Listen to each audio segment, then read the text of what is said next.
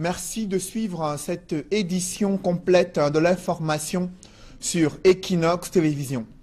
Dans l'attente de la proclamation officielle des résultats pour les sénatoriales 2018, la région de l'Ouest pourrait basculer au sein du pouvoir. Jusqu'ici, les 7 sièges de sénateurs étaient réservés au SDF. Selon le dépouillement des résultats au soir du 25 mars 2018, le SDF, l'UDC, l'UMS et l'UNDP subissent le diktat du RDPC en attendant la proclamation officielle des résultats de ces sénatoriales 2018. Des précisions avec Dallas Cana et Jean-Paul Chouniat. Au terme des résultats provisoires du dépouillement des 10 bureaux de vote de l'Ouest, le Social Democratic Front de John Fundi et l'Union démocratique du Cameroun d'Adamou Dabdjoya n'ont pu remporter ce deuxième scrutin des consultations sénatoriales de la région. Associée à l'Union nationale pour la démocratie et le progrès UNDP, l'Union des mouvements socialistes UMS, ces 4 partis de l'opposition totalisent moins de 300 voix contre plus de 800 pour le Rassemblement démocratique du peuple camerounais. Ainsi, dans les départements de Bambuto et des Hauts-Plateaux, SDF, UNDP, UMS et UDC s'en tirent avec 0 voix. Le RDPC totalisant 336 suffrages exprimés. Dans la mine noire, le Konki et le Ndé, SDF, UMS, 1 voix chacun. Le RDPC raflant 180 suffrages exprimés. Dans le Romcam, l'UMS de Pierre Kouemo obtient 25 voix contre 138 pour le RDPC. UDC et SDF, 1 voix chacun. Dans ce scrutin, la plus grosse surprise vient de la MIFI. Aux 4 conseillers SDF ont offert leur voix au RDPC. Scénario similaire inattendu dans le Noun. Au finish, le bon perdant de ces sénatoriales, c'est l'UNDP. Sans conseiller municipal, le parti de Bello Bouba n'a pu arracher la sympathie du moindre électeur. 0 voix dans toute la région. Si le Conseil constitutionnel entérine ces résultats provisoires, la liste RDPC que conduit l'homme d'affaires Sylvestre Ngouchingué sera proclamée élue. Les 7 sénateurs RDPC et leurs suppléants succédant ainsi à leurs homologues du SDF qui étaient plébiscités aux premières sénatoriales de 2013. Au-delà du taux de participation élevé pour ces sénatoriales, Elecam s'est montré vague sur la date de publication de ces résultats officiels de ce scrutin, se limitant à invoquer les délais prévus dans le code électoral. Joël Essenge et Gizogo. Après le vote, place nette est faite aux chiffres relatifs au sénatorial 2018. C'est le directeur général de l'ECAM qui s'est chargé de cette mission au cours d'une conférence de presse à Yaoundé. Selon Abdoulaye Babale, sur 10 105 électeurs inscrits, un peu moins d'entre eux ont pris part au scrutin. 9 305 conseillers municipaux, membres du collège électoral pour l'élection des sénateurs, ont déposé un bulletin dans l'urne. Il ajoute que le taux de participation se situe au-delà de 90%. Nous avons donc dégagé un taux de participation de 92%. Il y a eu 800 abstentions. Le taux d'abstention est de 7,95%. S'agissant des délais de proclamation des résultats, le directeur général de l'ECAM les situe à 15 jours conformément à la loi. Il y aura possibilité au cours de la réunion de la Commission nationale de recensement général de vote de dégager des cas qui sont susceptibles d'engager de recours, c'est-à-dire le contentieux électoral. Mais dans un délai de 15 jours, le Conseil constitutionnel est tenu de publier les résultats de l'élection des sénateurs qui s'est tenue ce jour. Sur cette même question des résultats, le porte-voix de l'ECAM explique par ailleurs que cet organisme ne peut publier les tendances d'après les prescriptions légales. Si des incidents ont été enregistrés dans les régions du Nord-Ouest et du Sud-Ouest, le directeur général de l'ECAM soutient que le vote s'est bien déroulé sur l'ensemble du territoire national. Il y a eu au cours de cette journée quelques inquiétudes au début des opérations, notamment dans la région du Sud-Ouest, et un cas qui nous avait été signalé dans la région du Nord-Ouest. Ceci n'a pas empêché les électeurs de remplir leurs devoirs civiques. Des chiffres et des données qui seront certainement confrontés à ceux des partis politiques et des observateurs électoraux. Durant ce scrutin, la forte présence des autorités administratives et la prise de position ont sémé la confusion dans l'esprit des Camerounais, alors que Elekam est chargé de conduire le processus électoral et d'organiser les élections au Cameroun. Le nouveau ministre de l'administration territoriale s'est présenté comme le ministre en charge des questions électorales au Cameroun, de quoi susciter des questions sur le rôle trouble du gouvernement dans le processus électoral censé être conduit de façon indépendante par l'instance électorale du Cameroun. Évocation avec Éric Martial Ndiomo. La sortie de Paul Atangandi au soir du 25 mars a le mérite de susciter de nombreuses interrogations tant sur la forme que dans le contenu. D'abord sur la forme, le ministre de l'administration territoriale semble se défaire des usages qui voulaient que jusque-là ces types de communication soient gérés par le ministre de la communication. La méthode Atangandi est donc bien en marche. Ensuite, dans le fond, le MINAT commence par une déclaration qui fait polémique. En ma qualité de ministre en charge des questions électorales au sein du gouvernement. Ceci a le mérite de donner la sensation à un retour aux années au cours desquelles les questions électorales incombaient à l'administration territoriale. Or, la donne a bien évolué. Cette sortie aura donc mis Elekam sous éteignoir pour la première élection parmi les multiples de l'année 2018. Plus encore, l'omniprésence des gouverneurs, préfets, sous-préfets et cadres de l'administration autour de l'organisation, de la supervision et du contrôle de cette élection n'est pas passé inaperçu. Est-ce un signal fort et de force pour les prochaines élections? Certains hommes politiques s'interrogent.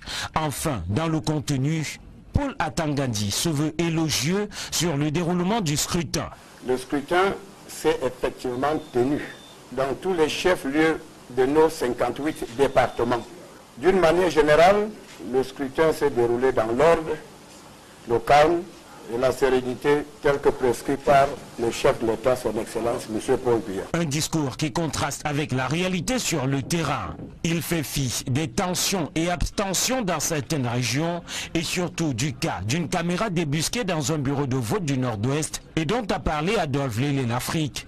Nous avons cependant constaté un incident ici à Bengui où on a découvert un dispositif dans le bureau de vote. Au finish, il s'est agi d'une communication qui n'a pas enseigné grand-chose, mais qui avait, a posteriori, d'autres visées.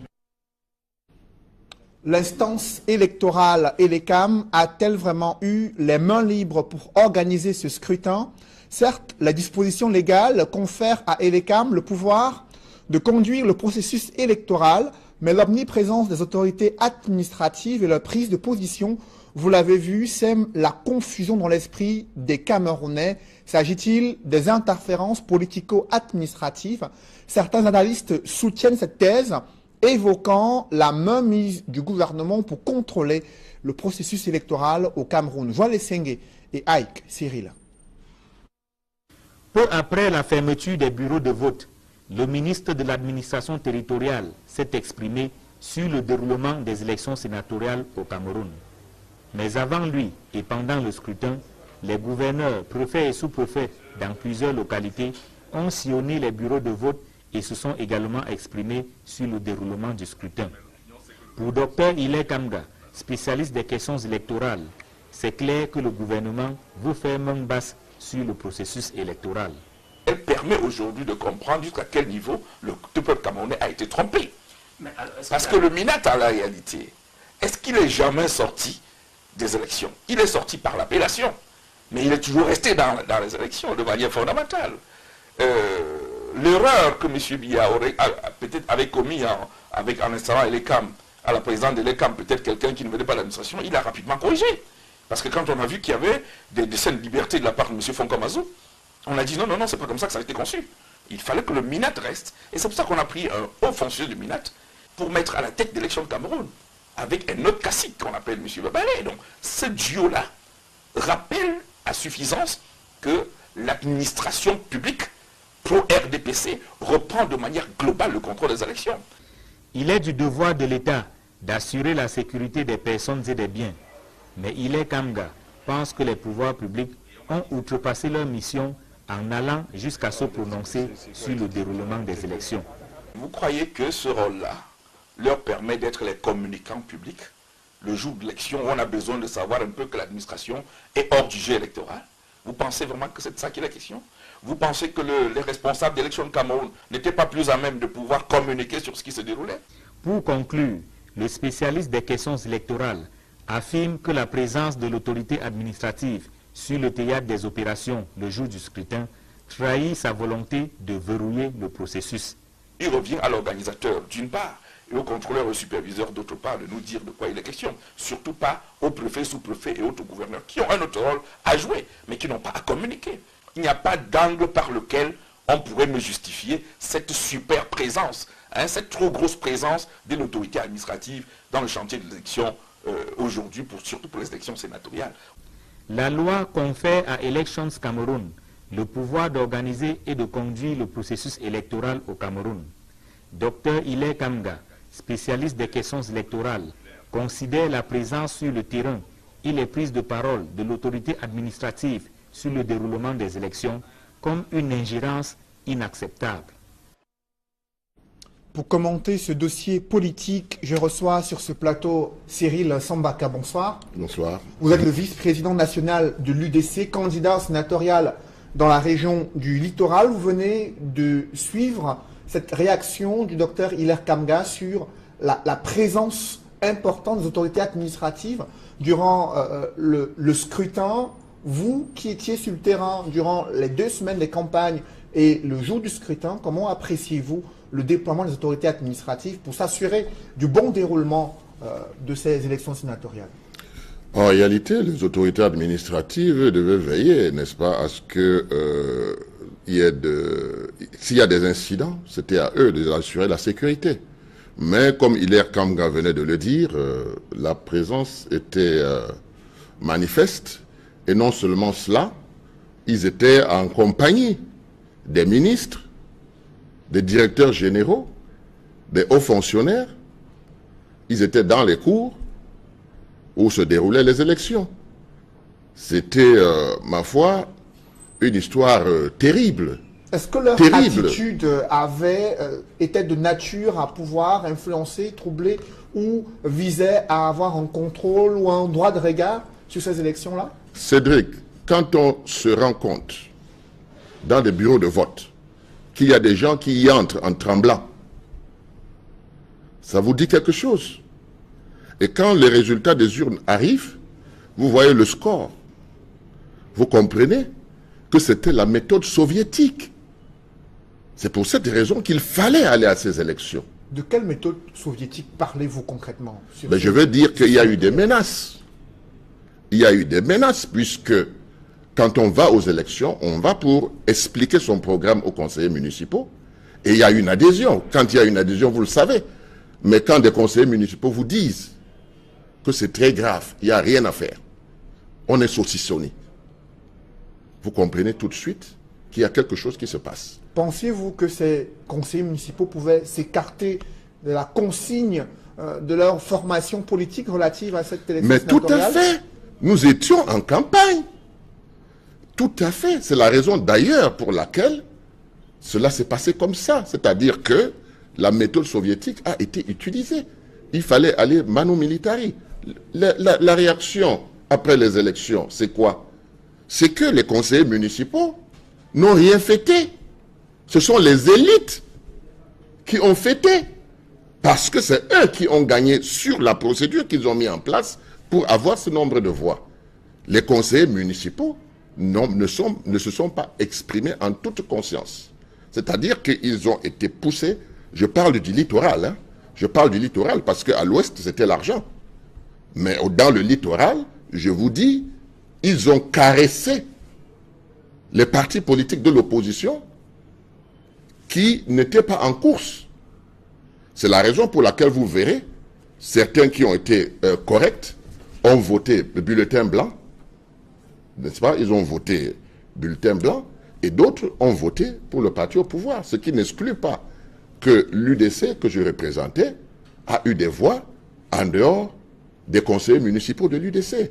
Seulement, c'était infime parce que c'était des courageux qui l'ont fait. Mais quand vous regardez les résultats, vous comprenez que l'opposition camerounaise a un problème. Et quel problème il s'agit? Au regard du déroulement de ce scrutin, on a suivi le directeur général des élections estimé que dans l'ensemble, tout s'est bien déroulé, en dehors de quelques incidents signalés dans certaines régions anglophones. Alors vous, au regard de ce que vous êtes en train de décrier, est-ce que l'UDC espère entrer au Sénat? Alors là, votre question, je ne la comprends pas très bien parce qu'on attend les résultats encore définitifs. Nous ne l'avons pas tout de suite. Hein, mais ce que je dis, c'est que quand vous allez aux élections, c'est dans l'espoir d'entrer au Sénat parce que vous avez quelque chose à apporter. Si vous avez un programme, vous le mettez sur la table et vous allez aux élections. Ce que je regrette, c'est que les électeurs n'ont pas été libres dans leur choix. Et je vous dis, l'exemple même, c'est dans le Vouri, dans la Sanaga maritime, dans l'Oncam, où ils sont allés, dans l'Oncam, c'était la catastrophe. C'était la catastrophe. Donc, ils sont allés manu militari pour aller voter, tout en tremblant, je vous le dis. Donc, à partir de ce moment, c'est ce qu'ils ont appelé la discipline du parti. La discipline du parti, comment se traduit-elle? C'est ça la question.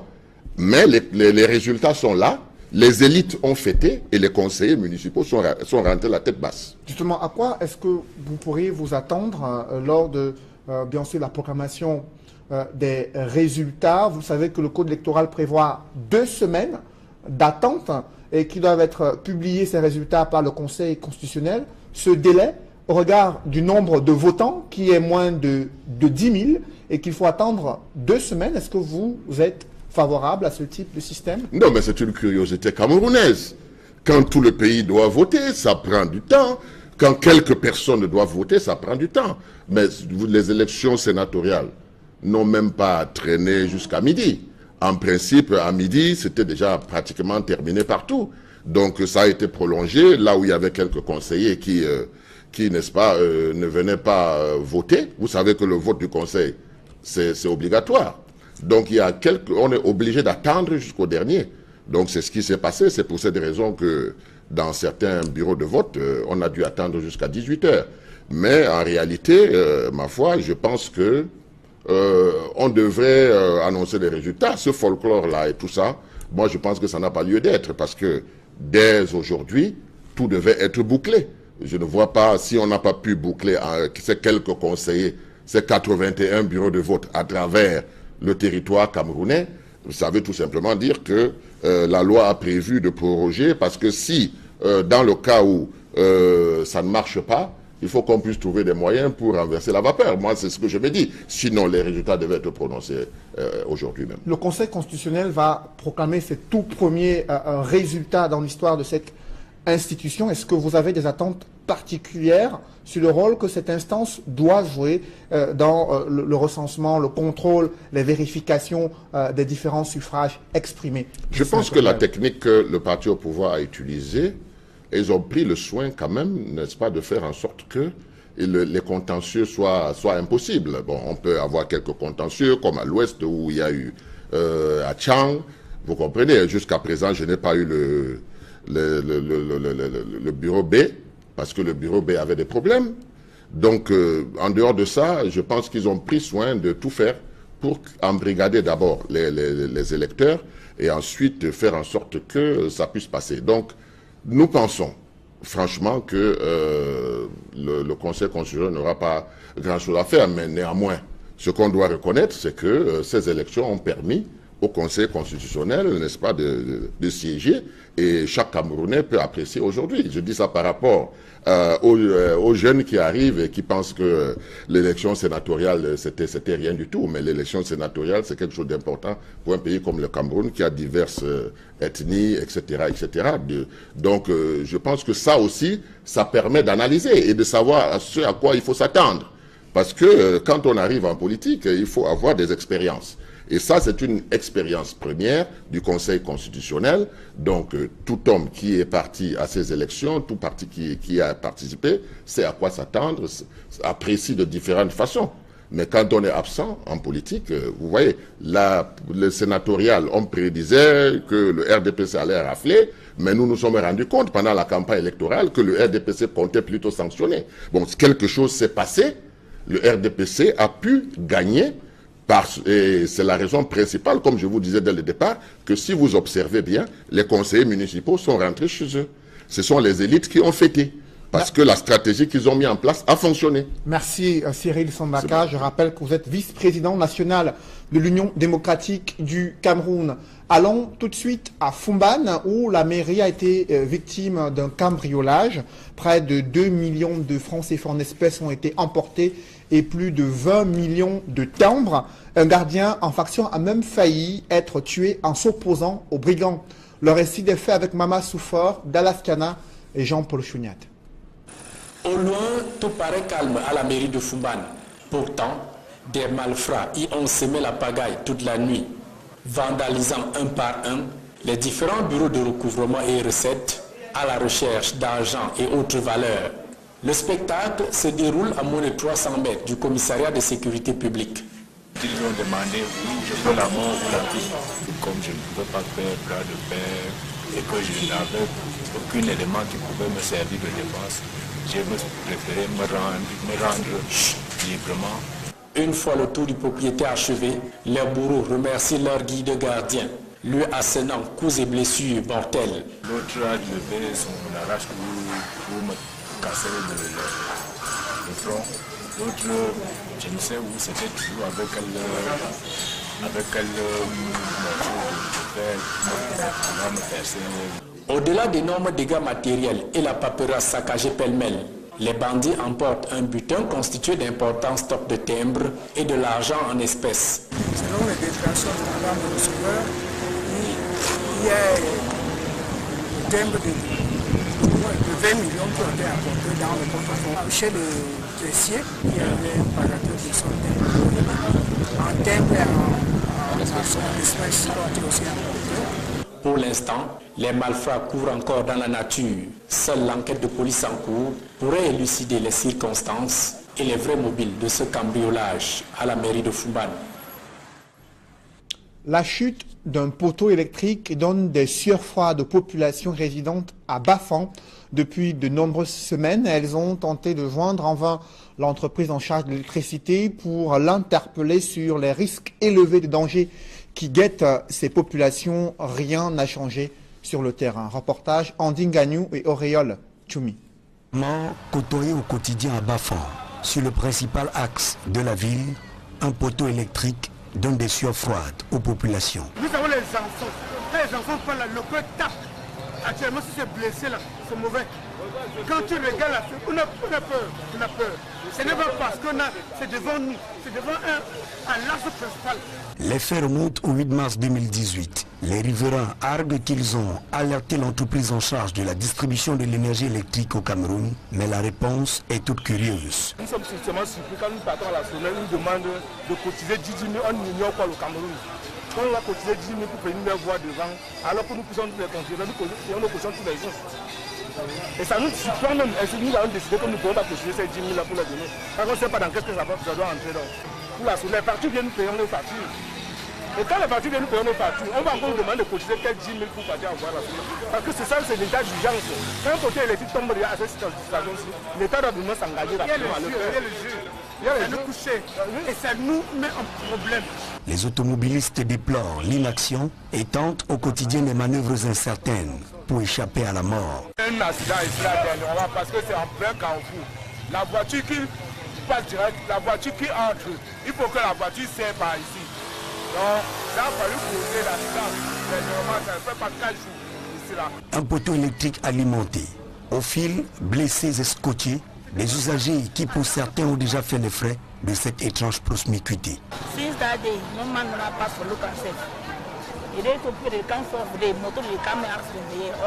Bafan reste en état d'alerte. Avec les premières pluies qui s'abattent sur la ville, on est bien proche d'un drame national. Nous sommes en pleine semaine sainte destinée à commémorer la passion du Christ et des chrétiens sont appelés à multiplier les prières, à faire preuve de pénitence et de partage durant cette semaine jusqu'à la célébration de la fête de Pâques. François Dikoumé et Julingue Nyondé.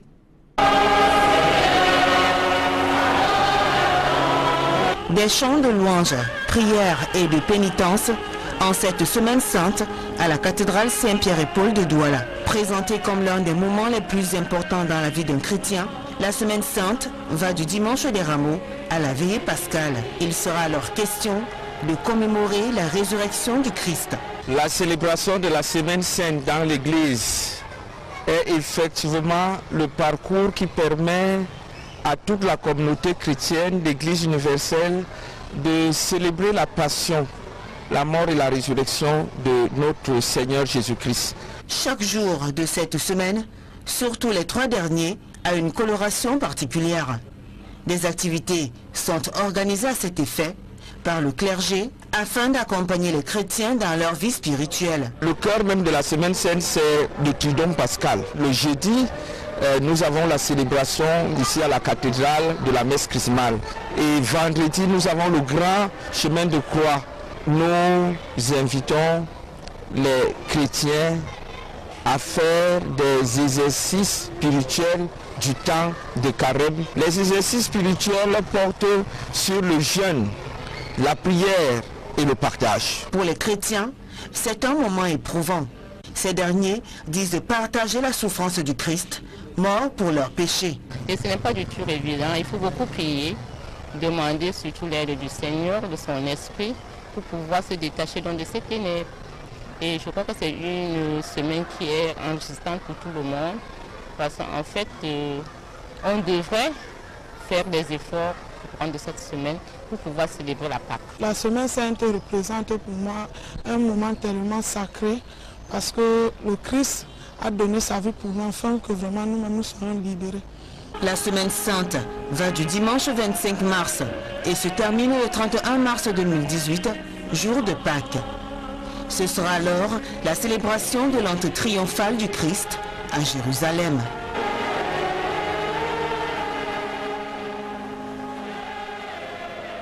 Toujours dans ce chapitre religion, un nouveau nonce apostolique annoncé au Cameroun, Monseigneur Julio Moura, qui doit représenter le Saint-Siège dans un pays où l'Église catholique s'estime persécutée en raison des décès mystérieux des évêques, mais aussi des attaques perpétrées contre les œuvres de l'Église dans les régions anglophones. Des précisions avec Flavien Valondongo dans ce reportage. Monseigneur Julio Moura, 57 ans sonné, nommé nonce apostolique au Cameroun au terme d'un acte publié samedi dernier par le pape François, est de nationalité turque.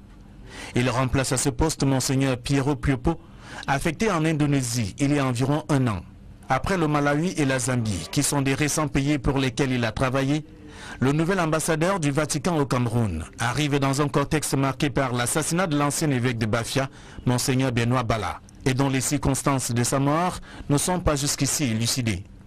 Bien plus, l'Église catholique est attaquée dans les régions anglophones, en raison des prises de position des évêques sur la crise qui secoue ces parties du pays. Titulaire d'un doctorat en droit canonique, le nonce apostolique pour le Cameroun, tel que précisé dans le courrier signé du pape François, est un diplomate qui a pour mission, entre autres, d'assurer les bonnes relations entre le Cameroun et le Vatican.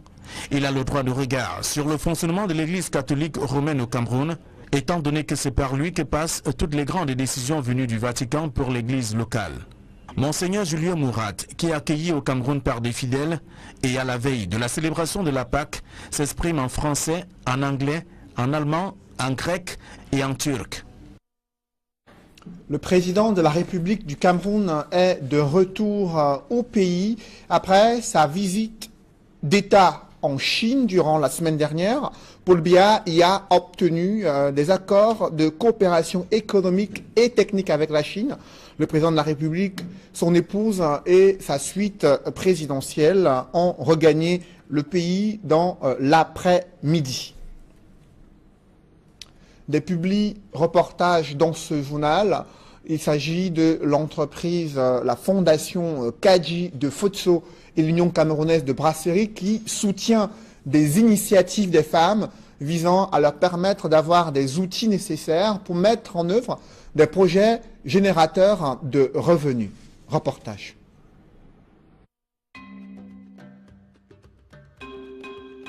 Je suis Ngwakabea Sipora Béatrice. Je fais partie de la première cohorte des bénéficiaires du UCB International Women's Scholarships. It's quite delicate to say it is not something for the women, but at this point and at this time, the women have to go into the field where they were not expected to go because the population of the world is increasing and the women are increasing too. So if we have to teach our children how to go about it, then we have to know it. Intensifier la lutte contre les discriminations à l'égard des femmes, renforcer le partenariat pour le développement durable, c'est le thème qui a marqué la 33e édition de la Journée internationale de la femme. Hommage à cette célébration et surtout soucieuse de contribuer à l'émancipation des femmes au Cameroun et encore plus de démontrer sa solidarité en leur faveur, la Fondation Fouatoula Kadji Fosso, en partenariat avec l'Union camerounaise de brasserie UCB, a lancé depuis le 23 février un concours offrant aux femmes la possibilité de gagner des bourses de formation professionnelle. UCB and the Kadji Foundation is giving an opportunity for you to realize our dreams. One of which I've realized, so I think if you venture into this, your dreams could be realized as well as you getting to meet different people with different backgrounds. So I just urge you guys to try your luck, take action in your ideas and see what comes out of it. Thanks to UCB and Kadji Foundation.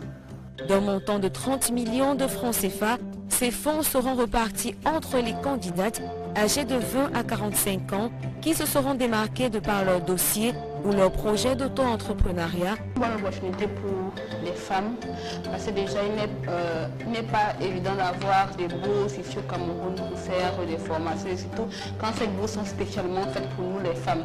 Là, ça montre vraiment qu'on donne de la valeur aux femmes de faire tout ce qu'elles peuvent faire. Les femmes sont dans le domaine de l'énergie qui est un domaine porteur de demain. L'énergie renouvelable, c'est vraiment un grand plus pour nous les femmes de pouvoir faire cela et pouvoir montrer aux autres femmes que non, déjà avec UCB, avec cette opportunité que UCB, la Fondation Kadji nous donne, nous pouvons déjà être totalement pratiques sur le cas des énergies renouvelables et pourquoi pas demain être notre propre patron dans nos propres entreprises.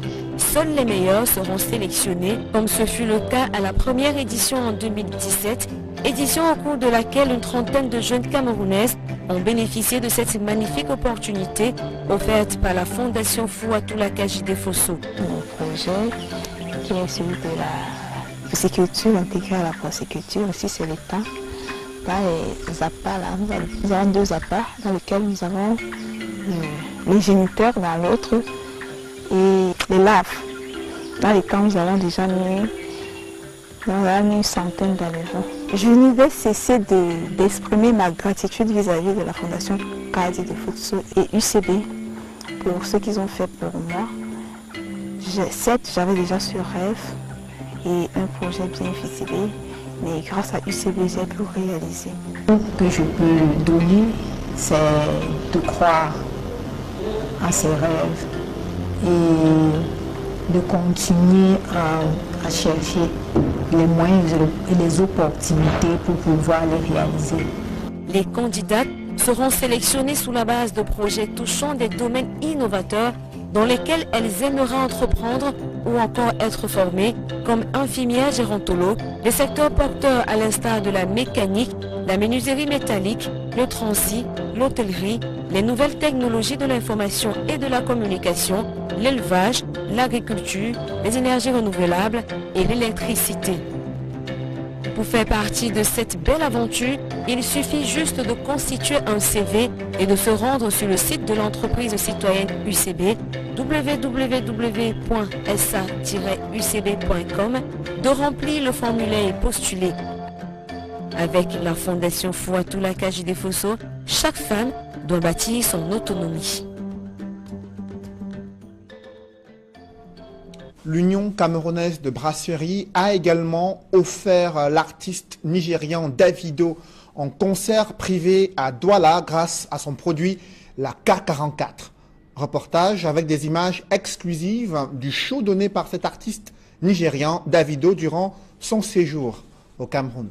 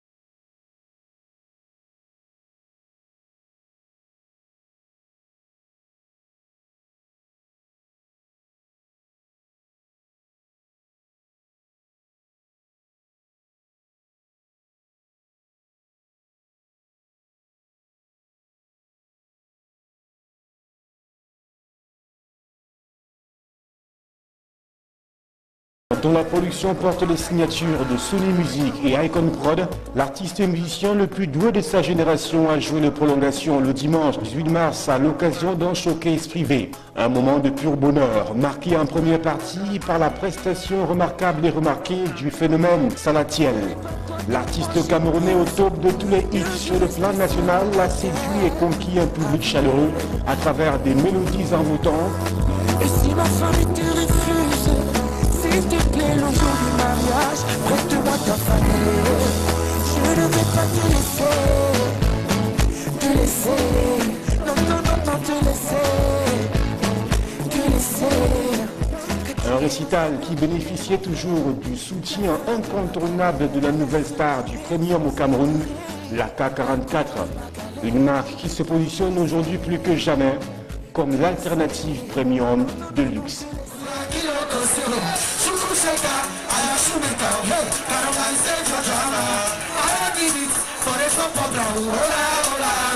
Avec une contenance de 50 centilitres, 4,5% de taux d'alcool et un packaging très attractif, la K44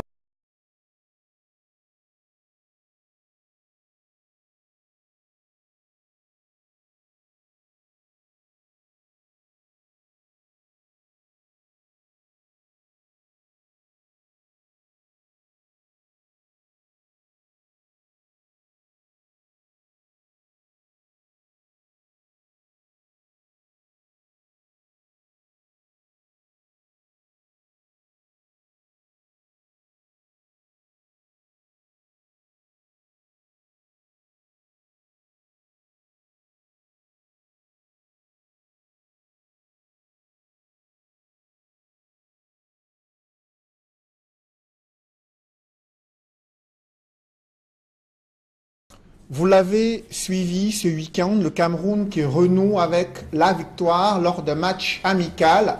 Les Lions indomptables ont battu leur adversaire, le Koweït, 3-1.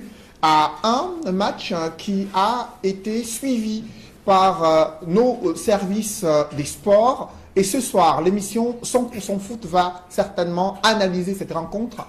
Et il est déjà installé sur son plateau. Sylvestre Hippolyte Zangaou, bonsoir.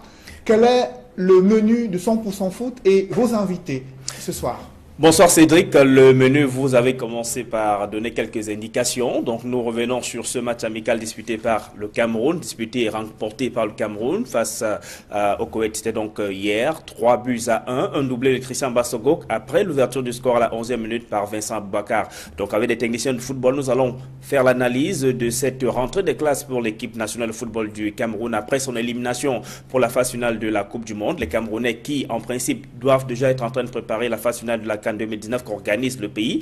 Donc on distribuera les bons et les mauvais points. Les choix d'Alexandre Bellinga, justement, qui a utilisé ces 3 gardiens de but qu'il a appelés pour cette rencontre. Nous parlerons également de ces résultats de la 10e journée du championnat Elite One. Belle victoire de l'Union sportive de Douala et surtout la première victoire de la saison de l'Aigle Royal de la Ménois. En 2e division également, nous allons revenir sur ce classico en images et un résumé de Aïe-Cyril. Canon face au Tonnerre de Yaoundé, c'était dimanche. En Nord-Une, au stade militaire, victoire du Canon de Yaoundé 2-1 sur le rival sportif le Tonnerre Kalara Club de Yaoundé. Et enfin, nous reviendrons aussi sur cette victoire de la Panthère sportive d'Indé. Malgré la crise qui secoue ce club depuis le début de la saison, Panthère a battu Dynamo 4-1. Donc 2 techniciens de football, Anissé Mbargafoué qui nous dira ce soir finalement, est-ce que son aventure avec Edding Sport de la Ligue qui se poursuit ou pas. On rappelle qu'il est le champion du Cameroun en titre avec Edding Sport de la Ligue mais que depuis le début de la saison, il n'a disputé aucun match avec son club. Donc on verra donc qu'est-ce qu'il en est ce soir. Clément Zico également, consultant Equinox Télévision, sera en plateau avec nous. Alors le rendez-vous est pris pour 100% foot qui interviendra juste après cette édition du journal. Mesdames, messieurs, merci d'avoir suivi le 20h. Je vous souhaite une bonne soirée sur Equinox Télévision.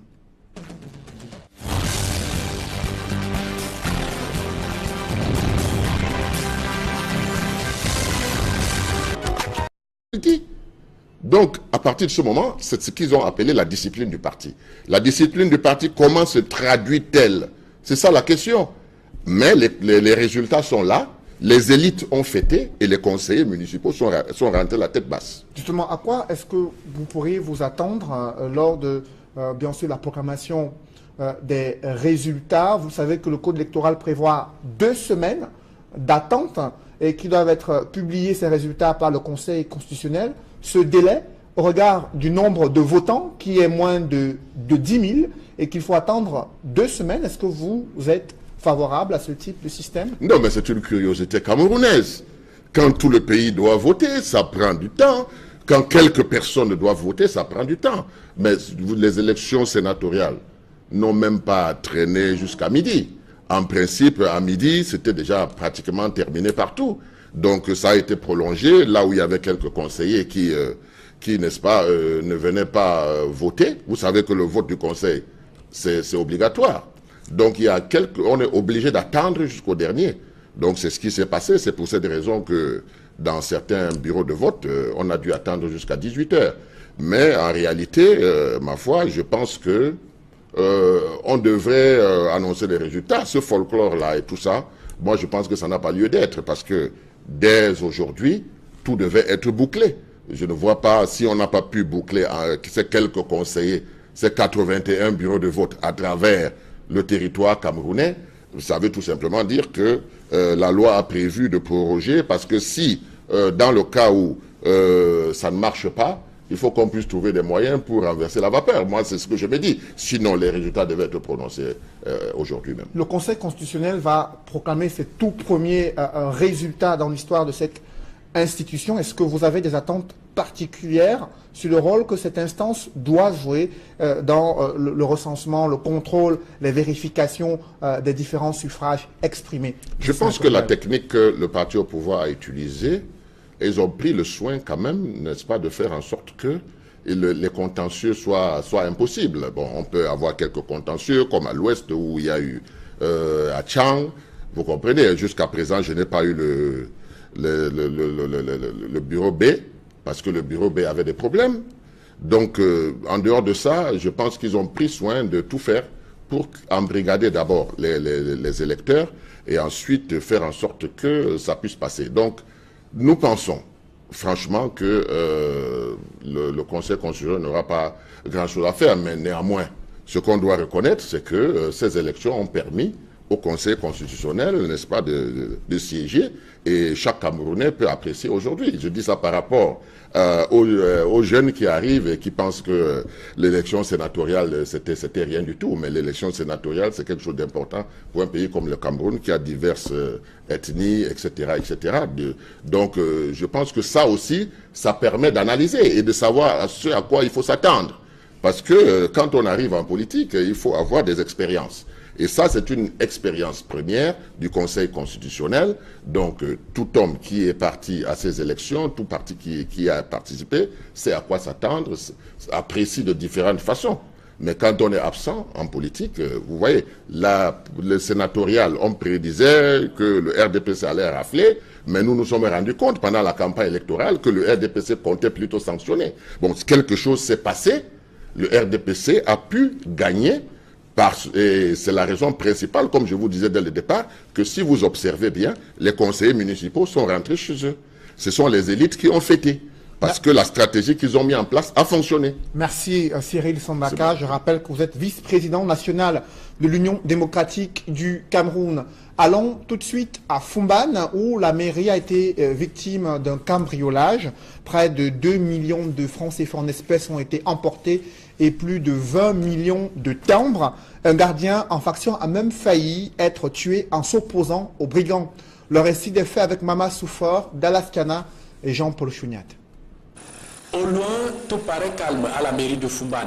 Pourtant, des malfrats y ont semé la pagaille toute la nuit, vandalisant un par un les différents bureaux de recouvrement et recettes à la recherche d'argent et autres valeurs. Le spectacle se déroule à moins de 300 mètres du commissariat de sécurité publique. Ils ont demandé, oui, je veux la mort ou la vie. Comme je ne pouvais pas faire bras de fer et que je n'avais aucun élément qui pouvait me servir de défense, j'ai préféré me rendre librement. Une fois le tour du propriétaire achevé, les bourreaux remercient leur guide gardien, lui assénant coups et blessures mortelles. L'autre a levé son arrache-cou pour me casser le front. L'autre, je ne sais où, c'était toujours avec quel morceau de fer qui va me percer. Au-delà d'énormes dégâts matériels et la paperasse saccagée pêle-mêle, les bandits emportent un butin constitué d'importants.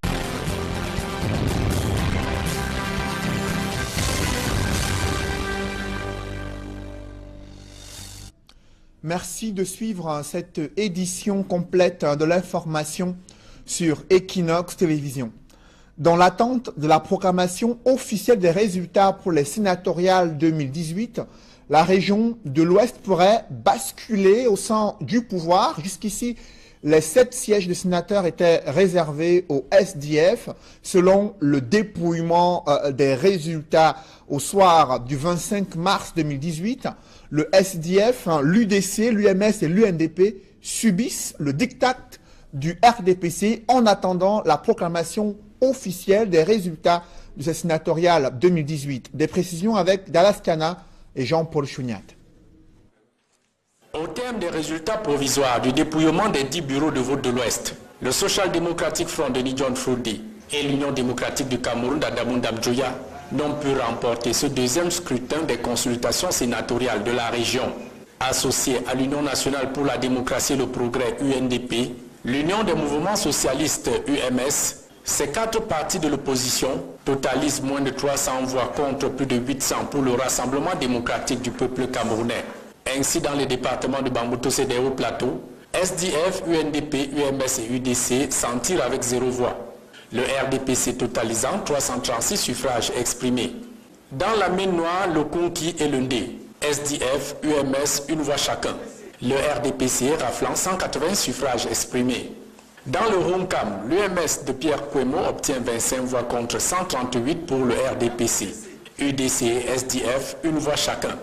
Dans ce scrutin, la plus grosse surprise vient de la MIFI. Aux 4 conseillers SDF ont offert leur voix au RDPC.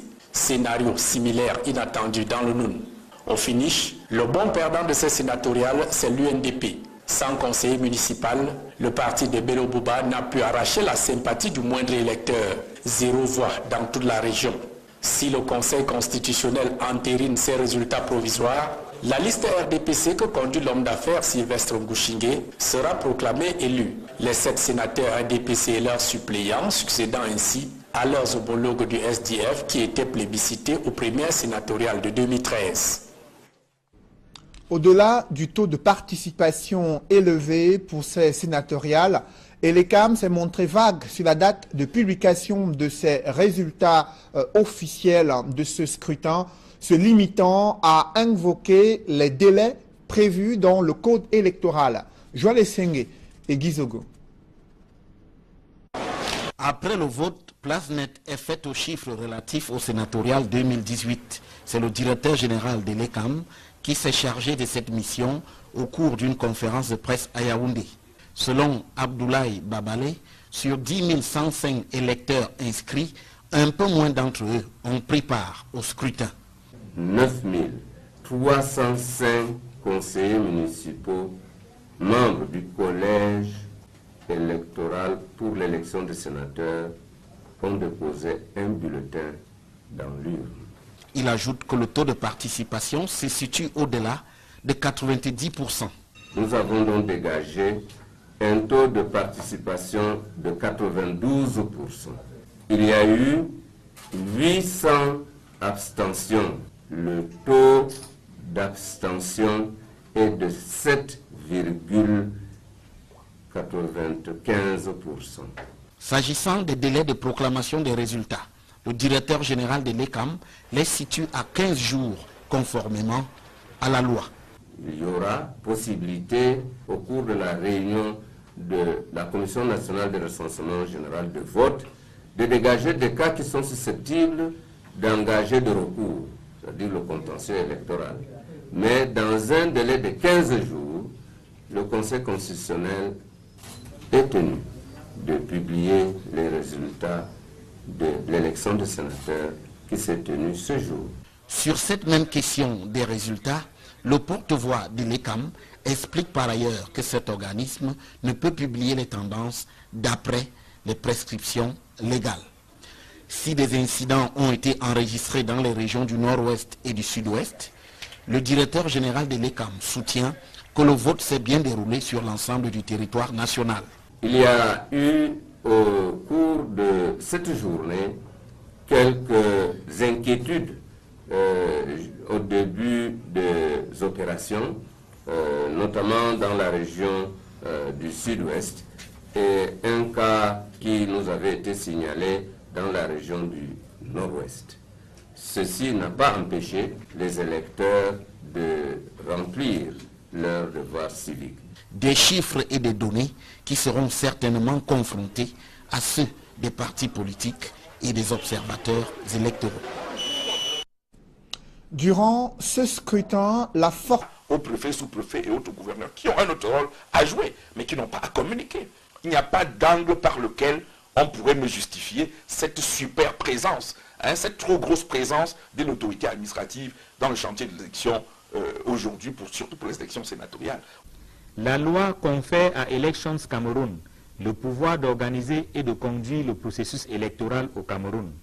Dr Ile Kamga, spécialiste des questions électorales, considère la présence sur le terrain et les prises de parole de l'autorité administrative sur le déroulement des élections comme une ingérence inacceptable.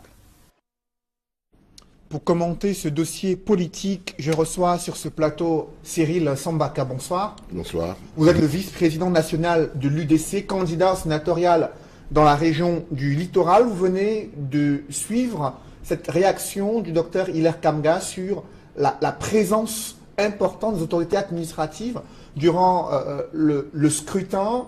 Vous qui étiez sur le terrain durant les 2 semaines des campagnes et le jour du scrutin, comment appréciez-vous le déploiement des autorités administratives pour s'assurer du bon déroulement de ces élections sénatoriales? En réalité, les autorités administratives devaient veiller, n'est-ce pas, à ce que s'il y a des incidents, c'était à eux d'assurer la sécurité. Mais comme Hilaire Kamga venait de le dire, la présence était manifeste. Et non seulement cela, ils étaient en compagnie des ministres, des directeurs généraux, des hauts fonctionnaires. Ils étaient dans les cours où se déroulaient les élections. C'était, ma foi, une histoire terrible. Est-ce que leur attitude était de nature à pouvoir influencer, troubler ou visait à avoir un contrôle ou un droit de regard sur ces élections-là? Cédric, quand on se rend compte dans des bureaux de vote qu'il y a des gens qui y entrent en tremblant, ça vous dit quelque chose. Et quand les résultats des urnes arrivent, vous voyez le score. Vous comprenez que c'était la méthode soviétique. C'est pour cette raison qu'il fallait aller à ces élections. De quelle méthode soviétique parlez-vous concrètement? Je veux dire qu'il y a eu des menaces. Il y a eu des menaces puisque quand on va aux élections, on va pour expliquer son programme aux conseillers municipaux et il y a une adhésion. Quand il y a une adhésion, vous le savez. Mais quand des conseillers municipaux vous disent que c'est très grave, il n'y a rien à faire, on est saucissonné. Vous comprenez tout de suite qu'il y a quelque chose qui se passe. Pensiez-vous que ces conseillers municipaux pouvaient s'écarter de la consigne de leur formation politique relative à cette élection sénatoriale? Mais tout à fait. Nous étions en campagne. Tout à fait. C'est la raison d'ailleurs pour laquelle cela s'est passé comme ça. C'est-à-dire que la méthode soviétique a été utilisée. Il fallait aller manu militari. La réaction après les élections, c'est quoi? C'est que les conseillers municipaux n'ont rien fêté. Ce sont les élites qui ont fêté. Parce que c'est eux qui ont gagné sur la procédure qu'ils ont mis en place pour avoir ce nombre de voix. Les conseillers municipaux ne se sont pas exprimés en toute conscience. C'est-à-dire qu'ils ont été poussés. Je parle du littoral. Hein. Je parle du littoral parce qu'à l'ouest, c'était l'argent. Mais dans le littoral, je vous dis, ils ont caressé les partis politiques de l'opposition qui n'étaient pas en course. C'est la raison pour laquelle vous verrez, certains qui ont été corrects ont voté le bulletin blanc, n'est-ce pas? Ils ont voté bulletin blanc et d'autres ont voté pour le parti au pouvoir, ce qui n'exclut pas que l'UDC que je représentais a eu des voix en dehors des conseillers municipaux de l'UDC. Seulement, c'était infime parce que c'était des courageux qui l'ont fait. Mais quand vous regardez les résultats, vous comprenez que l'opposition camerounaise a un problème. Et quel problème il s'agit? Au regard du déroulement de ce scrutin, on a suivi le directeur général des élections estimé que dans l'ensemble, tout s'est bien déroulé, en dehors de quelques incidents signalés dans certaines régions anglophones. Alors vous, au regard de ce que vous êtes en train de décrier, est-ce que l'UDC espère entrer au Sénat? Alors là, votre question, je ne la comprends pas très bien parce qu'on attend les résultats encore définitifs. Nous ne l'avons pas tout de suite. Hein, mais ce que je dis, c'est que quand vous allez aux élections, c'est dans l'espoir d'entrer au Sénat parce que vous avez quelque chose à apporter. Si vous avez un programme, vous le mettez sur la table et vous allez aux élections. Ce que je regrette, c'est que les électeurs n'ont pas été libres dans leur choix. Et je vous dis, l'exemple même, c'est dans le Vouri, dans la Sanaga maritime, dans le Nkam, où ils sont allés dans le Nkam, c'était la catastrophe. C'était la catastrophe. Donc ils sont allés manu militari pour aller voter tout en tremblant. Je vous... La présence des autorités administratives et la prise de position ont sémé la confusion dans l'esprit des Camerounais, alors que Elekam est chargé de conduire le processus électoral et d'organiser les élections au Cameroun. Le nouveau ministre de l'administration territoriale s'est présenté comme le ministre en charge des questions électorales au Cameroun, de quoi susciter des questions sur le rôle trouble du gouvernement dans le processus électoral censé être conduit de façon indépendante par l'instance électorale du Cameroun. Évocation avec Éric Martial Ndjomo. La sortie de Paul Atangandi au soir du 25 mars a le mérite de susciter de nombreuses interrogations tant sur la forme que dans le contenu. D'abord sur la forme, le ministre de l'administration territoriale semble se défaire des usages qui voulaient que jusque-là ces types de communication soient gérés par le ministre de la communication. La méthode Atangandi est donc bien en marche. Ensuite, dans le fond, le MINAT commence par une déclaration qui fait polémique. En ma qualité de ministre en charge des questions électorales au sein du gouvernement. Ceci a le mérite de donner la sensation à un retour aux années au cours desquelles les questions électorales incombaient à l'administration territoriale. Or, la donne a bien évolué.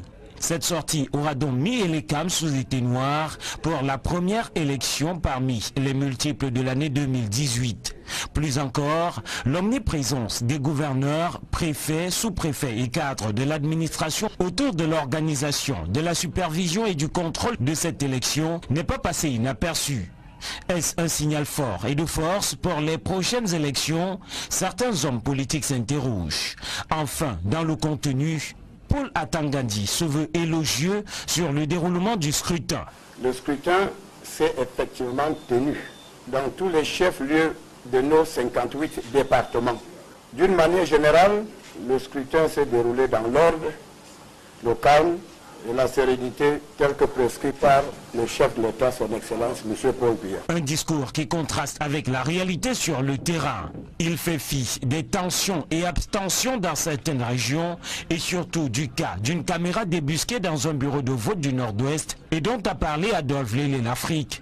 Nous avons cependant constaté un incident ici à Bengui où on a découvert un dispositif dans le bureau de vote. Au finish, il s'est agi d'une communication qui n'a pas enseigné grand-chose, mais qui avait, a posteriori, d'autres visées. L'instance électorale ELECAM a-t-elle vraiment eu les mains libres pour organiser ce scrutin? Certes, la disposition légale confère à ELECAM le pouvoir de conduire le processus électoral, mais l'omniprésence des autorités administratives et leur prise de position, vous l'avez vu, sème la confusion dans l'esprit des Camerounais. S'agit-il des interférences politico-administratives? Certains analystes soutiennent cette thèse, évoquant la mainmise du gouvernement pour contrôler le processus électoral au Cameroun. Joël Essenge et Ike Cyril. Peu après la fermeture des bureaux de vote, le ministre de l'administration territoriale s'est exprimé sur le déroulement des élections sénatoriales au Cameroun. Mais avant lui et pendant le scrutin, les gouverneurs, préfets et sous-préfets dans plusieurs localités ont sillonné les bureaux de vote et se sont également exprimés sur le déroulement du scrutin. Pour Dr Ile Kamga, spécialiste des questions électorales, c'est clair que le gouvernement veut faire main basse sur le processus électoral. Elle permet aujourd'hui de comprendre jusqu'à quel niveau le peuple camerounais a été trompé. Parce que le Minat, en la réalité, est-ce qu'il est jamais sorti des élections? Il est sorti par l'appellation, mais il est toujours resté dans les élections de manière fondamentale. L'erreur que M. Biya peut-être avait commis en installant ELECAM à la présidente de l'ELECAM, peut-être quelqu'un qui ne venait pas de l'administration, il a rapidement corrigé. Parce que quand on a vu qu'il y avait des scènes de liberté de la part de M. Fonkamazou, on a dit non, c'est pas comme ça que ça a été conçu. Il fallait que le Minat reste. Et c'est pour ça qu'on a pris un haut fonctionnaire du Minat pour mettre à la tête de l'élection de Cameroun, avec un autre cacique qu'on appelle M. Babalé. Donc ce duo-là rappelle à suffisance que l'administration publique pro-RDPC reprend de manière globale le contrôle des élections. Il est du devoir de l'État d'assurer la sécurité des personnes et des biens. Mais Ile Kamga pense que les pouvoirs publics ont outrepassé leur mission en allant jusqu'à se prononcer sur le déroulement des élections. Vous croyez que ce rôle-là leur permet d'être les communicants publics le jour de l'élection où on a besoin de savoir un peu que l'administration est hors du jeu électoral? Vous pensez vraiment que c'est de ça qui est la question?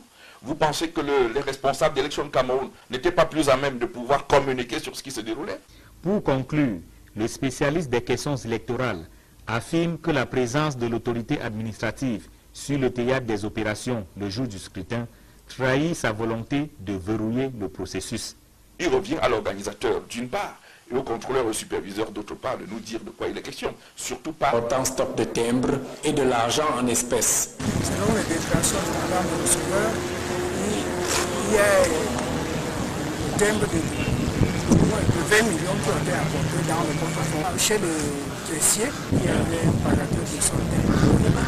En timbre et en espèces qui ont été aussi apportés. Pour l'instant, les malfrats courent encore dans la nature. Seule l'enquête de police en cours pourrait élucider les circonstances et les vrais mobiles de ce cambriolage à la mairie de Foumbane. La chute d'un poteau électrique donne des sueurs froides aux populations résidentes à Bafan. Depuis de nombreuses semaines, elles ont tenté de joindre en vain l'entreprise en charge de l'électricité pour l'interpeller sur les risques élevés de danger qui guettent ces populations. Rien n'a changé sur le terrain. Reportage Andine Gagnou et Auréole Tchoumi. Côtoyé au quotidien à Bafan, sur le principal axe de la ville, un poteau électrique donne des sueurs froides aux populations. Nous avons les enfants. Les enfants parlent, le cœur tape. Actuellement, si c'est blessé là, c'est mauvais. Quand tu regardes là, on a peur. Ce n'est pas parce qu'on a, c'est devant nous, c'est devant un large principal. Les faits remontent au 8 mars 2018. Les riverains arguent qu'ils ont alerté l'entreprise en charge de la distribution de l'énergie électrique au Cameroun, mais la réponse est toute curieuse. Nous sommes justement surpris quand nous partons à la Sonel, nous demandent de cotiser 10 000, on ignore quoi le Cameroun. Quand on va cotiser 10 000 pour venir les voir devant, alors que nous puissions nous les considérer, nous payons nos cautions tous les jours. Et ça nous surprend même, et si nous avons décidé que nous ne pouvons pas cotiser ces 10 000 là pour les donner, parce qu'on ne sait pas dans qu'est-ce que ça doit entrer. Donc. Pour la Sonel, les factures viennent, nous payons nos factures. Et quand les factures viennent nous payer nos factures, on va encore nous demander de cotiser peut-être 10 000 pour partir voir la Sonel. Parce que c'est ça, c'est l'état d'urgence. Quand un côté électrique tombe à cette situation-ci, l'État doit vraiment s'engager rapidement à le faire. Il y a le coucher. Et ça nous met en problème. Les automobilistes déplorent l'inaction et tentent au quotidien des manœuvres incertaines pour échapper à la mort. Un accident ici là dernièrement parce que c'est en plein carrefour. La voiture qui passe direct, la voiture qui entre, il faut que la voiture serre par ici. Donc, ça a fallu poser l'accident. Dernièrement, ça ne fait pas 4 jours ici là. Un poteau électrique alimenté, au fil, blessés et scotchés, des usagers qui pour certains ont déjà fait les frais de cette étrange promiscuité. Since that day, no man will pass for local safe. It is to put the comfort of the motor the camera accident all time. Bafan reste en état d'alerte. Avec les premières pluies qui s'abattent sur la ville, on est bien proche d'un drame national. Nous sommes en pleine semaine sainte destinée à commémorer la passion du Christ et des chrétiens sont appelés à multiplier les prières, à faire preuve de pénitence et de partage durant cette semaine jusqu'à la célébration de la fête de Pâques. François Dikoumé et Julingue Nyondé.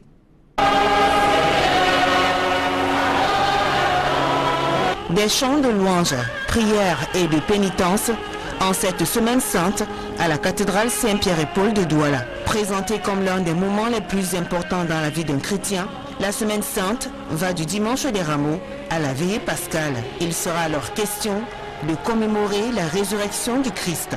La célébration de la semaine sainte dans l'église est effectivement le parcours qui permet à toute la communauté chrétienne, l'église universelle, de célébrer la passion, la mort et la résurrection de notre Seigneur Jésus-Christ.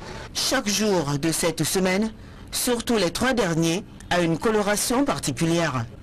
Des activités sont organisées à cet effet par le clergé afin d'accompagner les chrétiens dans leur vie spirituelle. Le cœur même de la semaine sainte, c'est le Triduum pascal. Le jeudi, nous avons la célébration ici à la cathédrale de la messe chrismale. Et vendredi, nous avons le grand chemin de croix. Nous invitons les chrétiens à faire des exercices spirituels du temps de carême. Les exercices spirituels portent sur le jeûne, la prière et le partage. Pour les chrétiens, c'est un moment éprouvant. Ces derniers disent partager la souffrance du Christ, mort pour leurs péchés. Et ce n'est pas du tout évident, il faut beaucoup prier, demander surtout l'aide du Seigneur, de son esprit, pour pouvoir se détacher de ces ténèbres.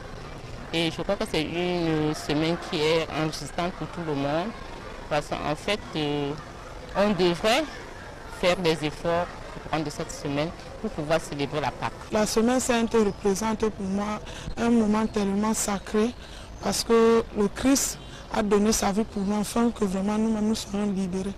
La semaine sainte va du dimanche 25 mars et se termine le 31 mars 2018, jour de Pâques. Ce sera alors la célébration de l'entrée triomphale du Christ à Jérusalem.